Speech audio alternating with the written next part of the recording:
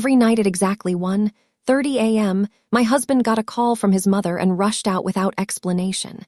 I trusted him until one night I pretended to be asleep. I stayed still, heart pounding, and quietly followed them into the darkness. What I saw made my legs stop working.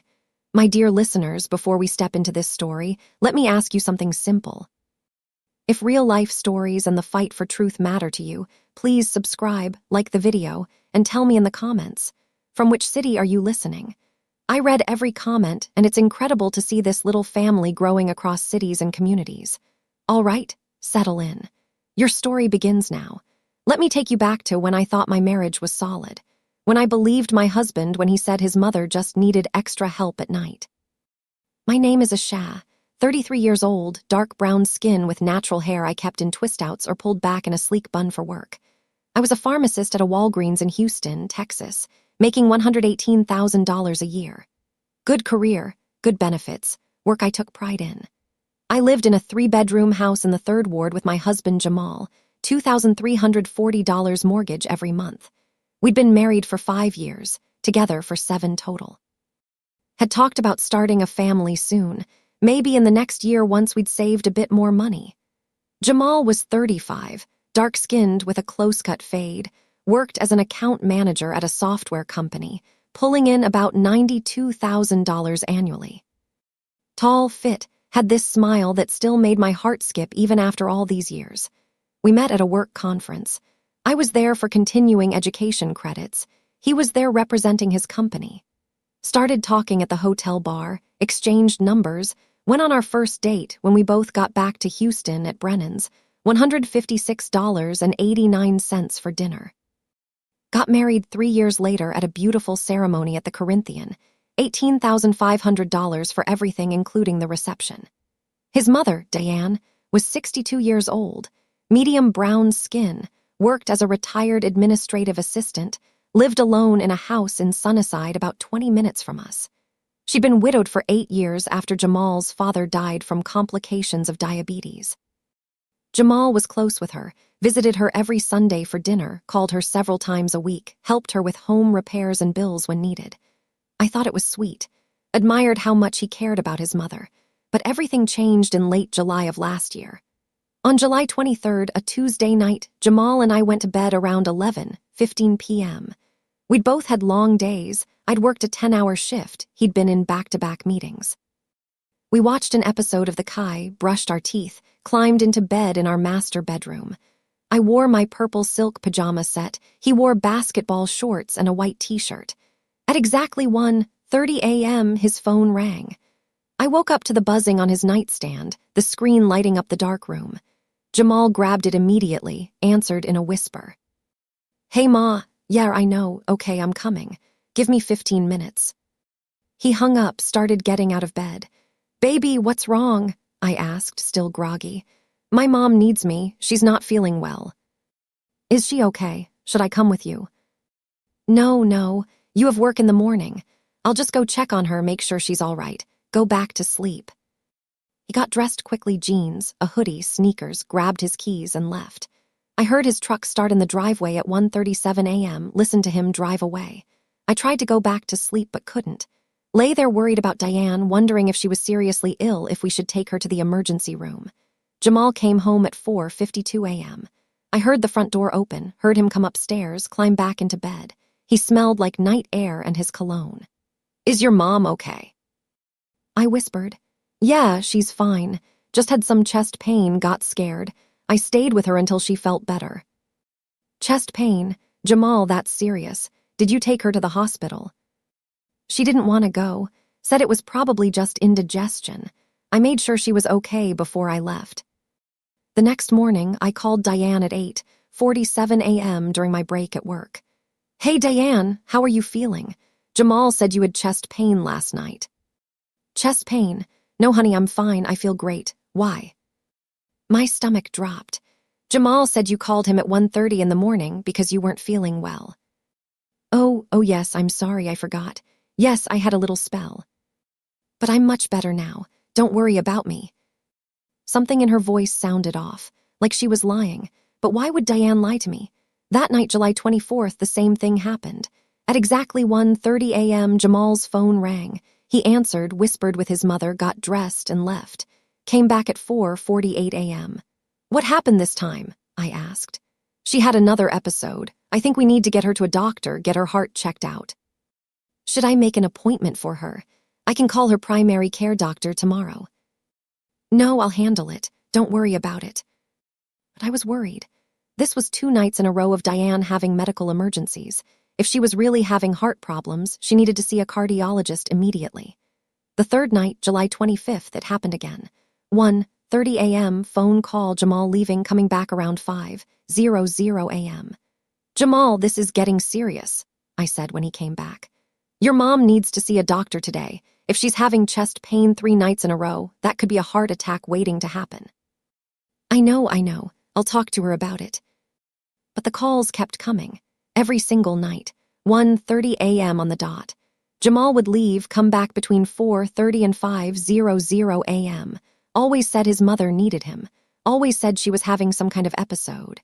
After a week of this, I was exhausted. Working 10-hour shifts on broken sleep was destroying me, and I was worried sick about Diane. On July 31st, I drove to Diane's house after work. Got there at 6:47 p.m., the summer sun still bright, temperature at 94 degrees. Her house was a small ranch-style home with beige siding, flowers in the front yard, her silver Camry in the driveway. I knocked on the door. She answered, looking perfectly healthy, dressed in a floral blouse and khaki pants, hair done, makeup on. "Asha, what a nice surprise. Come in, come in." Her living room was neat, smelled like vanilla candles, photos of Jamal and his late father on the walls. She offered me sweet tea. We sat on her couch. "Diane, I wanted to talk to you about these medical episodes you've been having. Jamal's been coming over every night, and I'm really worried about your health." "Medical episodes?" "The chest pain, the nighttime emergencies. You've been calling him at 1:30 every morning for over a week." She looked confused. "Honey, I haven't been calling Jamal at night. I'm usually asleep by 10. Where did you get that idea?" My blood went cold. "Diane, I've heard the phone calls. He answers and says, 'Hey, Ma,' then rushes out to come help you." "That's strange. I haven't talked to Jamal past dinner time in weeks. Let me check my call log." She pulled out her phone, showed me her recent calls. The last time she'd called Jamal was 3 days ago at 2:17 p.m. No 1:30 a.m. calls, none at all. "Are you sure he's coming to my house?" she asked. "That's what he tells me, every single night." "Well, he's not coming here." I would know if my son was showing up at my house in the middle of the night. I felt like the floor was dropping out from under me. "Then, where is he going?" "I don't know, baby, but you need to ask him." I drove home in a daze. Got there at 8:22 p.m. Jamal was in the kitchen making dinner. Spaghetti with meat sauce, garlic bread, $31.47 in groceries from H-E-B. The house smelled like tomatoes and garlic. "Hey, babe," he said, smiling. "Dinner's almost ready." "I went to see your mother today." His smile faltered slightly. "Oh yeah, how is she?" "She's fine, perfectly healthy. Says she hasn't been calling you at night. Says she hasn't seen you in weeks." His face went pale. He put down the wooden spoon he was using to stir the sauce. "Asha, where have you been going every night, Jamal?" "I can explain." "Then explain, right now." He sat down at our kitchen table, rubbed his face with both hands. Okay, it's not my mom who's been calling, it's someone else who needs my help." "Who?" "I can't tell you, but I promise you it's nothing bad. I'm just helping someone who's in a difficult situation. You've been lying to me for over a week, sneaking out every night, and you can't tell me why." "It's complicated. Please just trust me. I'm not doing anything wrong." "Trust you? You've been using your mother as a cover story. You made me think she was sick. Do you know how worried I've been?" "I'm sorry. I didn't know what else to say." "The truth." "You could have said the truth." "I can't. Not yet. But I promise in a few more weeks I'll be able to explain everything." I stared at my husband, this man I'd loved for 7 years, and realized I didn't know him at all. "Sleep in the guest room tonight," I said quietly. I can't even look at you right now.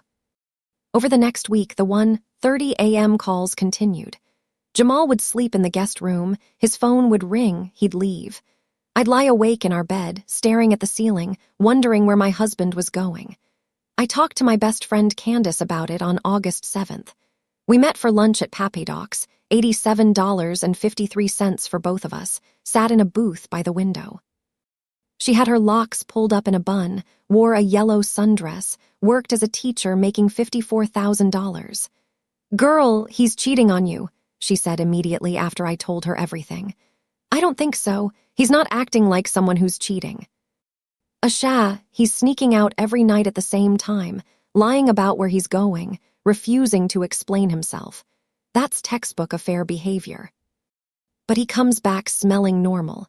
No perfume, no strange behavior, and he's home by 5 every morning. What kind of affair lasts from 1:30 to 5? I don't know, but something is definitely wrong. You need to follow him, see where he's really going."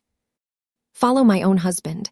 That feels necessary. He's lying to you. You have a right to know the truth. She was right. I needed to know. On August 10th, a Saturday night, I made a plan.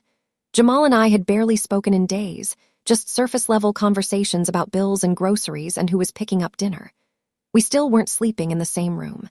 That night, I went to bed at 10:30 p.m. in full clothes under the covers, black leggings, dark blue t-shirt, sneakers hidden under the bed. Set an alarm on my phone for 1:20 a.m. on silent, vibrate only. When it went off, I woke up immediately, heart pounding. Turned off the alarm, lay there listening. At 1:28 a.m., I heard Jamal's phone ring in the guest room down the hall, heard his muffled voice, heard him moving around, getting dressed. I carefully got out of bed, grabbed my phone and keys, tiptoed to our bedroom window that overlooked the driveway. Watched Jamal come out the front door at 1:34 a.m., get in his black F-150 truck, back out of the driveway. I ran downstairs, out to my car. A white Toyota Camry, started it and followed him. Stayed 3 cars back like I'd seen in movies. My hands were shaking on the steering wheel. Jamal drove south on Scott Street, took 288, drove for about 15 minutes. I followed, keeping my distance, praying he wouldn't notice my car. He got off at an exit in Pearland, drove through a residential neighborhood with nice houses, good lawns, street lights. Pulled into the driveway of a 2-story brick house with white trim, a porch light on, flowers in the front yard. I parked down the street, turned off my headlights, watched. Jamal got out of his truck, walked to the front door. Before he could knock, it opened. A woman stood there. Light-skinned, looked about my age, wearing a robe, long curly hair, very pregnant. Very, very pregnant, looked like she was about to pop. She smiled when she saw Jamal. He hugged her, careful around her belly, and went inside. The door closed. I sat in my car, hands gripping the steering wheel, trying to process what I'd just seen. My husband was visiting a pregnant woman at 1:30 in the morning. A pregnant woman who clearly knew him well enough to hug him, to let him into her house. I felt like I couldn't breathe. I should have driven home. Should have waited to confront him when he got back. But I couldn't. I had to know, had to see. I got out of my car, walked down the street to the house, my legs feeling like they might give out at any second. Walked up the driveway onto the porch. The front window had sheer curtains, light visible inside. I looked through the window. Jamal was in the living room with the pregnant woman. She was sitting on the couch. He was kneeling in front of her, both hands on her belly. They were both smiling. He said something. She laughed. He leaned forward and kissed her stomach. My vision blurred. I couldn't see, couldn't think. That was my husband, kissing another woman's pregnant belly, looking at her like. The front door opened. I must have made a sound, or maybe Jamal just had that 6th sense. He stood in the doorway, face going white when he saw me. Asha. Who is she? My voice came out as a whisper. Let me explain. Who is she, Jamal? The pregnant woman came to the door, stood behind Jamal, one hand on her belly, looking confused. Who's this? This is my wife, Jamal said quietly. The woman's eyes went wide. Your wife, you said you weren't married. You told her you weren't married. I felt like I was going to throw up. Asha, please let me explain. It's not what you think. Not what I think. You're here at 2 in the morning with a pregnant woman who thinks you're single. Can we please talk about this privately? Jamal stepped outside, tried to take my arm. I jerked away. Don't touch me. Tell me who she is right now. He looked at the woman, looked at me, and his shoulders sagged. Her name is Nicole. The baby is mine. Everything stopped. The world, my heart, time itself. What? The baby is mine. I'm the father. You got another woman pregnant. It was a mistake, a one-time thing. We met at a conference last year, had too much to drink. Last year? This has been going on for over a year. No, it was one night. One stupid night. I didn't know she was pregnant until June. She reached out, told me, and I've been trying to help her through the pregnancy. Nicole was crying now, standing in the doorway. He told me he was divorced, said you two split up a year ago.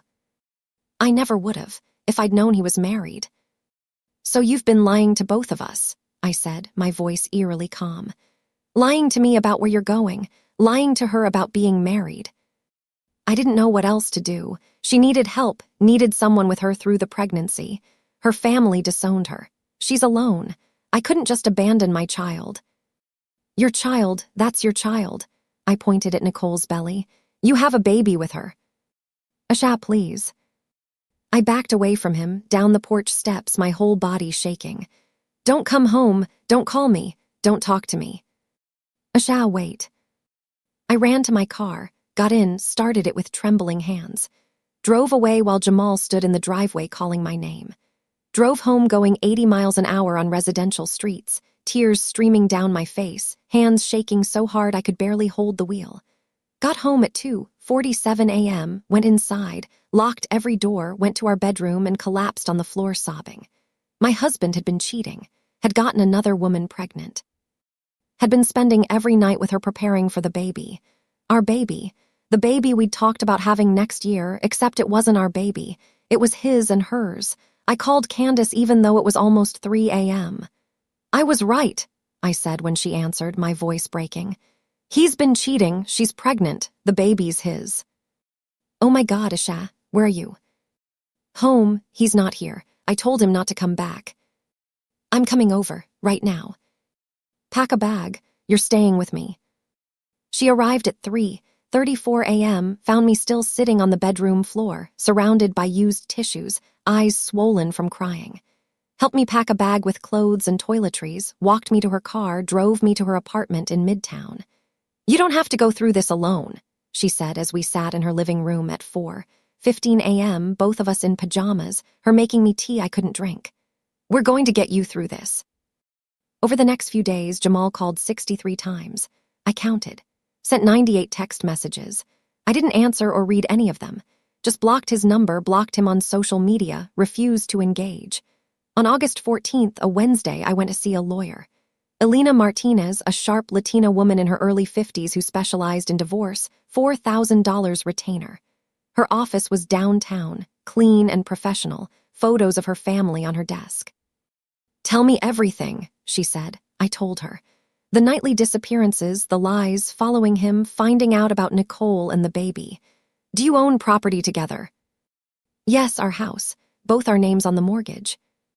Any other shared assets? Bank accounts, cars. Joint checking account. My car is in my name, his truck is in his name. Children together. No, I started crying saying it. We were going to start trying next year. She handed me tissues, waited while I composed myself. Here's what's going to happen. Texas is a community property state, which means everything acquired during the marriage is split 50-50. The house, the joint account, all of it, will file for divorce on grounds of adultery, which might give us leverage in negotiations. How long will this take? With adultery involved and his willingness to cooperate, we could have this finalized in 60 days. But if he fights it, could be 6 months to a year. I filed for divorce on August 16th. The papers were served to Jamal at his office on August 18th. He called me from an unknown number immediately. Asha, please, we need to talk about this. Don't do this. I hung up. He showed up at Candace's apartment that night at 7:43 p.m. Rang the doorbell 10 times, knocked on the door, called through the door. Asha, please, let me explain. I'm sorry. I made a terrible mistake, but I love you.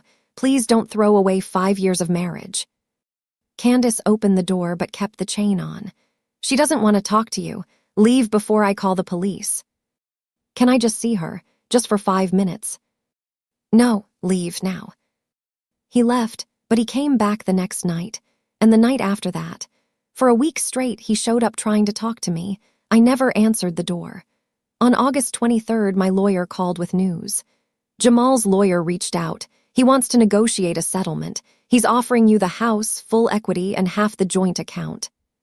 He keeps his truck and his 401k. You keep your car and your retirement account. What's the catch? He wants you to agree to mediation before we finalize anything. Wants a chance to talk to you face to face with lawyers present. I don't want to see him. You don't have to agree, but it might speed things up if you're willing to hear him out. I thought about it. Talked to Candace. Talked to my therapist. Yes, I'd started seeing a therapist, Dr. Sharon Williams, a black woman in her 50s who specialized in infidelity trauma, $160 per session with my insurance. Seeing him might give you closure, Dr. Williams said in our session on August 25th. Might let you say what you need to say before moving forward. Or it might just hurt more. That's possible, but you're strong enough to handle it. The question is whether you want to. I agreed to mediation, set for September 1st at Alina's office. I walked into that conference room at 2:00 p.m. wearing a black pantsuit, hair pulled back, minimal makeup, looking professional and put together even though I felt like I was falling apart inside. Jamal was already there with his lawyer, a white man named Robert Chen. Jamal looked terrible, like he hadn't slept in weeks, had lost weight, dark circles under his eyes.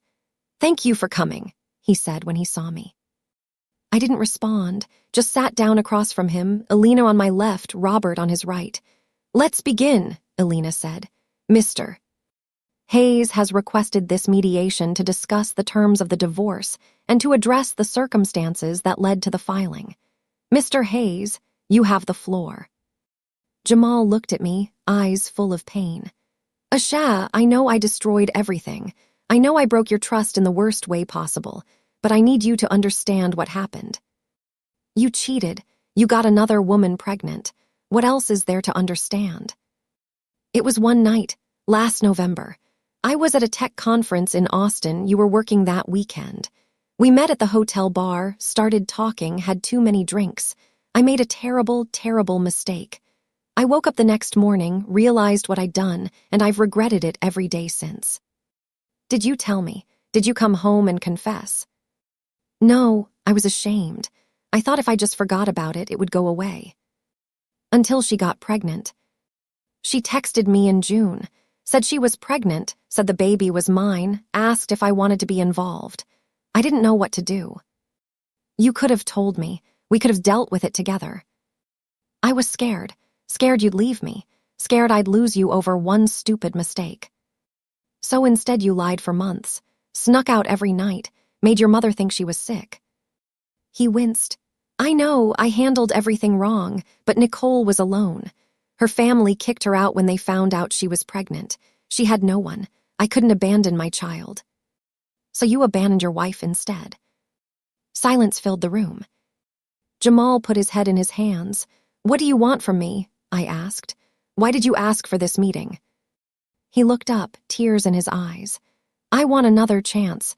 I want to prove to you that this was a mistake, that I love you, that we can get through this. Get through this? Jamal, you have a baby coming. In what, a few weeks?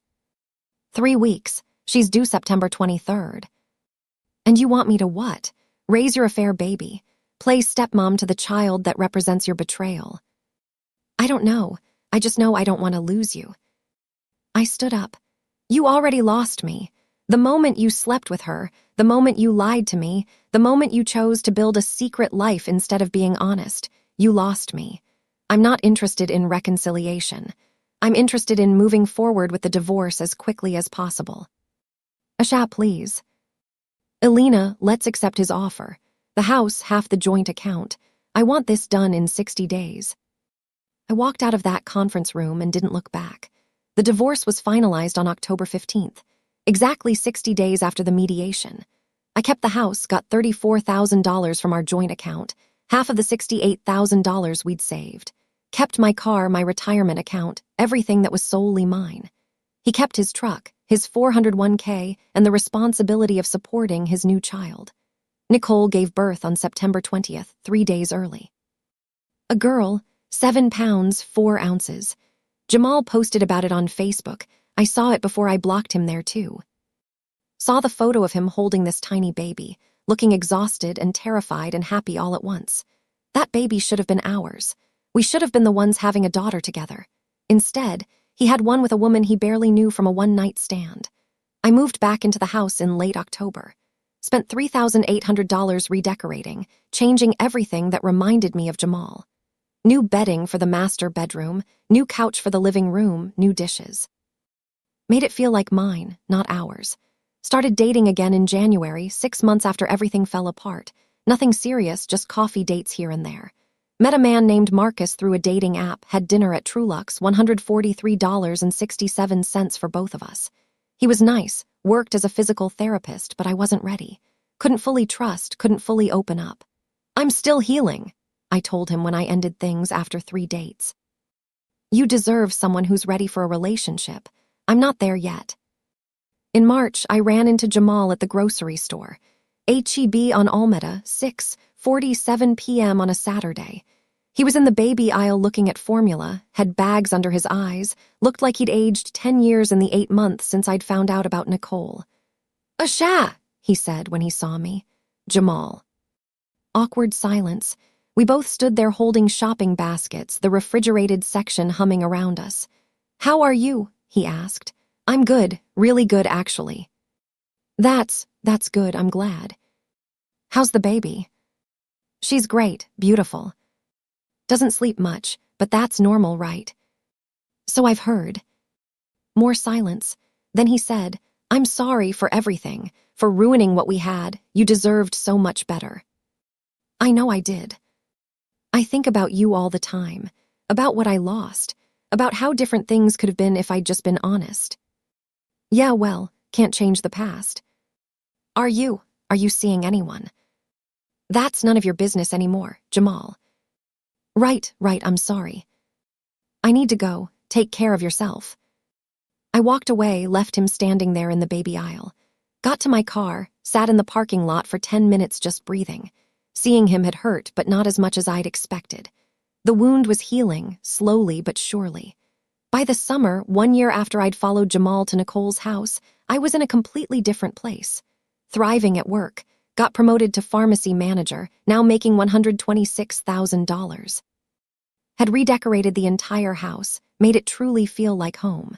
Started taking salsa dancing classes with Candace on Tuesday nights, joined a book club with women from my church, took a solo trip to Jamaica in August, $2,347 for a week at an all-inclusive resort.